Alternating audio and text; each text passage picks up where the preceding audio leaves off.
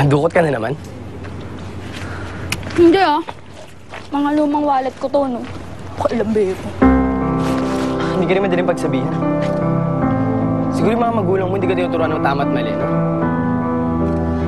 Ano ka ba naman, Jeboy? Sermon na nga sa bahay, pati ba naman ikaw sermon ipapalamon mo sa akin? Ang kailangan ko ngayon pagkain kasi nagugutom ako. Alam mo nang kulang sa'yo? Matinong magulang? Nang tumino yung takbo ng utak mo?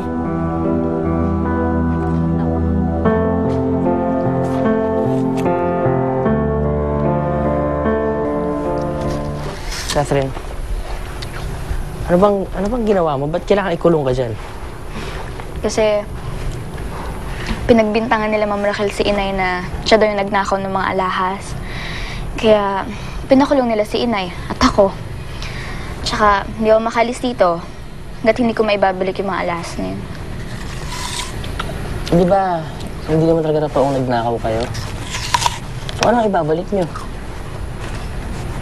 May talaga ginawa Tita Raquel eh. Alam ko kaibigan ko si Victor. Pero tatawag talaga ako ng pulis.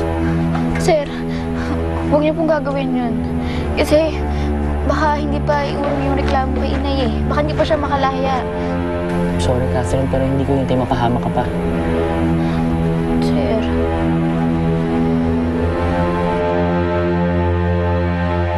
Britney? Naku, sir. Sir, umalis na kayo dito. Sige na, sige na. Hindi, wala yan. Baka makita kayo, sir. Sige na, sige na. Umalis na kayo, dali na.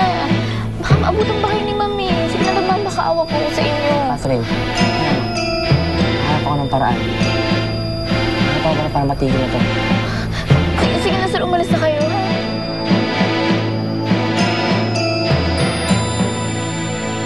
Catherine! Sino yung kausap mo? Ano yung narinig kong ingay dito, ha? Ha? Wala po yun, ma'am. Anong wala? Napakasinungaling mo talaga? Wala po talaga, ma'am. Eh, may narinig akong kausap mo eh, ha? Wala Halika nga rito. Halika nga! Ano ba akala mo, bobo ko? Ha? Akala mo ba tanga ko kagaya ng nanay ko? Huwag mo akong bulahin, sinungaling! Totoo po yung sinasabi ko, ma'am. Ang totoo. Ako lang po mag-isa dito. Mag-isa ka doon yan! Ano yan? Binato po kanina ni Ma'am Britney yan. Si Britney? Sigurado ka? Ha? Opo, opo. Sige na po.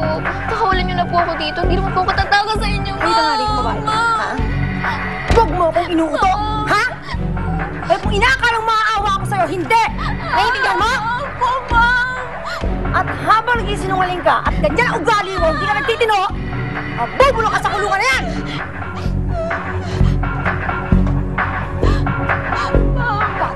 Oh, sweet chicken. Parehas na po. Mga sunog na eh, oh. Ba yung anak ko? Ha? Ito? Jeboy to ipapahuli pa ako sa parak. Hoy, Clarissa!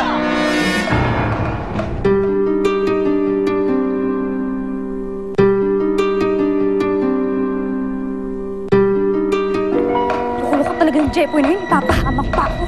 Patrip. Ikaw, ano bang problema mo? Bakit ba ako ipapahuli? Sige, ano ba natira mo? Jepoy, Tanong mo nga ako. siya ba yung kaibigang ipapakilala mo sa akin? Opo, tayo si Clarissa. Tatay mo? Lespo? Oo, naikwento kasi kita sa kanya eh.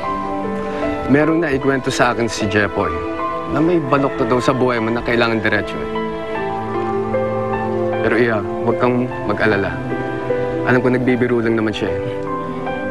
Mga kabataan talaga ngayon. Iya, magaling ako magdisiplina. Pwede na sigurong bitawan yung kamay ko, no? Sorry. Oo nga po eh. Medyo nasobrahan tong anak niya. Naging santo na. Makasara talaga to, tay. Pero hindi ko ubra kay tatay. Mukhang bakit? Di hamak na rugby boy, nagtitino dahil sa kanya. Ikaw pa kaya? Alam mo bakit, Jepoy? Alam ko kasi lahat ng tao may pag-asang magbago. At hindi sapat na dahilan ng kahirapan para gumawa tayo ng masama. Maraming marangal na trabaho. Mahirap man tayo, ginto naman ang kalooban natin. Yan ang hindi mabibili ng kayamanan. Tandaan niyo yan, ha?